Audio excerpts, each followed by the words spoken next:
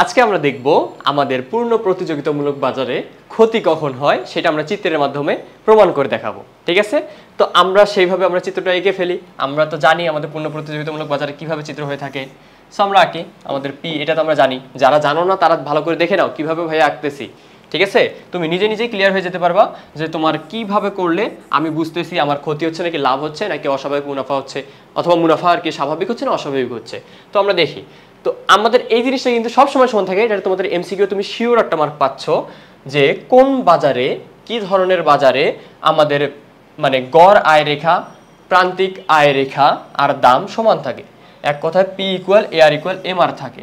P equal এ আর equal M R, তাই তো? আচ্ছা, একটু লিখে দিই তোমাদেরকে যে পি ইকুয়াল এ আর ইকুয়াল এম আর হয়, তাই তো? তাই না?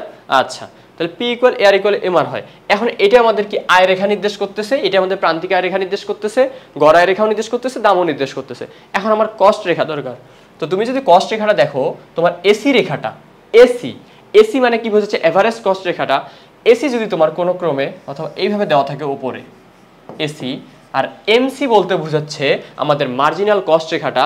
তো আমাদের সত্য কি আমরা জানি, মার্জিনাল কস্ট রেখাটা সবসময় এসি সর্বনিম্ন বিন্দু দিয়ে। এখানে সর্বনিম্ন বিন্দু কোনটা? এই একটা পয়েন্ট। তো এই দিক দিয়ে যদি যায় তাহলে সেটা হচ্ছে আমার কি কি নির্দেশ করবে?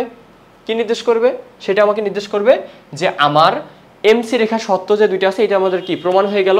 আর এমসি রেখা যদি এ আর রেখাকে ছেদ না করে আমাদের ভারসাম্য বিন্দু পাবো না, কারণ আমাদের ভারসাম্যের কি, ভারসাম্যের শর্তটা কি? এম আর ইকুয়াল এমসি হইতে হবে, তাই তো?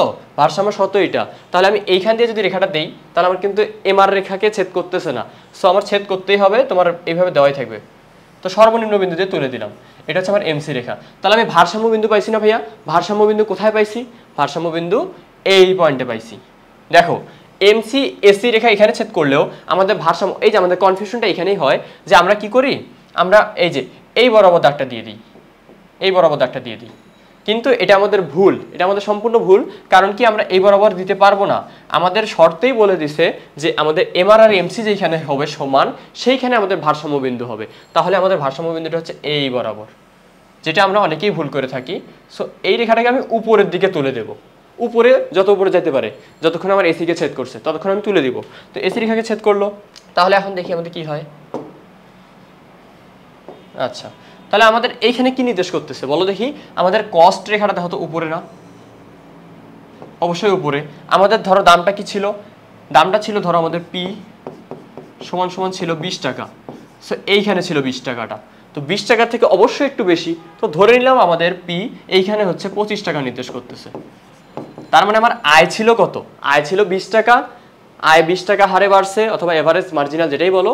আর পি এখানে 25 যেটা বুঝেছে এটা কি একটু বেশি, মানে আমাদের খরচটা বেশি হয়েছে। সো খরচ যদি আয়ের থেকে বেশি হয় তাহলে আমাদের অবশ্যই কি হয়েছে?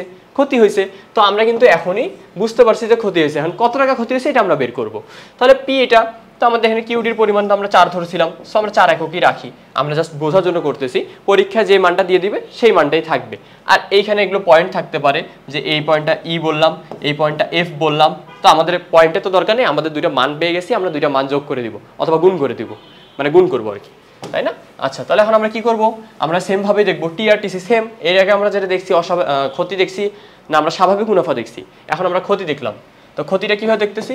টি আর, তাহলে আমাদের এভাবে বের করতে হবে। আমরা কিন্তু এখনো জানি না ক্ষতি হয়েছে কিনা। তো টি আর কিভাবে বের করে? এ আর গুণন কিউ। তো এ আর এর মান কত? এ আর এর মান 20, কিউ এর মান কত? 4, তাহলে কত হলো? 80। আর টিসির মান কত? এসি গুণন কিউ। এই সূত্র কিন্তু আমরা জানি। তো এসি হচ্ছে 20, কিউ হচ্ছে 4। সরি, এখানে এসি তো আর 20 নাই, এখানে আমাদের কস্ট বেশি হয়েছে, মানে 25 টাকা করে। তাহলে আমাদের আসতেছে 100।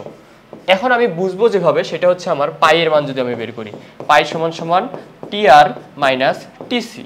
তো টি আর এর মান হচ্ছে 100, সরি টি আর তো 100 না, টি আর হচ্ছে 80, টিসি হচ্ছে 100, তাই তো? তাহলে আমার মান আসছে -20। এখন একটা গুরুত্বপূর্ণ কথা, তুমি পরীক্ষা যখন মানটা বের করবা তখন তুমি -20 লিখবা, কিন্তু যখন নিচের লাইনে উত্তরটা লিখবা যে অতএব অথবা সুতরাং আমার এত টাকা ক্ষতি হয়েছে, তখন তুমি কি লিখবে জানো? আমার ক্ষতি 20 টাকা, 20 টাকা, 20 টাকা। যদি এভাবে লিখে থাকো এভাবে লিখে দিবা, ঠিক আছে? তখন আর -20 লিখবা না, বুঝতে পারছো? তাহলে আমরা আশা করি বুঝতে পারলাম যে আমাদের চিত্রটা কিভাবে আঁকতে হয়। আমাদের চিত্রের মূল জায়গাটা ছিল এতটুকু জায়গা, এই জায়গাটা তোমাদেরকে বোঝানোর জন্যই এত কিছু করা, ঠিক আছে? এই জায়গাটাতে আমাদের কনফিউশন হয়ে থাকে, আমরা বুঝি না, আমাকে বলো যে ভাইয়া কিভাবে আঁকবো, মানে আঁকতে তো পারতেছি না অথবা আমার মিলতেছে না। তো তুমি যে এইখান দিয়ে দাও তখন তোমার অবশ্যই মিলবে না, বোঝা গেছে? আচ্ছা, তাহলে আশা করি তুমি এটা ক্লিয়ার হয়ে গেছে আজকে, তাই না?